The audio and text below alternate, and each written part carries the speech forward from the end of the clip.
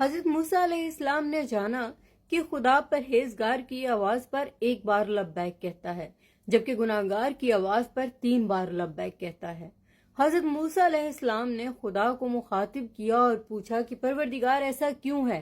تو جواب آیا، موسیٰ، گناہگار کے پاس کوئی اعمال نہیں ہوتے، کوئی نیکی نہیں ہوتی، اس کے پاس ایک امید ہوتی ہے اور وہ صرف میں ہوں۔ اس کے پاس میرے علاوہ کچھ بھی نہیں ہے، اس لیے اس کی پکار پر میں 3 بار لبیک کہتا ہوں۔ ہر گناہ کی معافی ہے، مل جاتی ہے۔ پروردگار توبہ قبول کرتا ہے، آپ کو عطا کرتا ہے، نوازتا ہے، صحیح راستے پہ بھی لے آتا ہے۔ شرط یہ ہے کہ توبہ دل سے کی جائے۔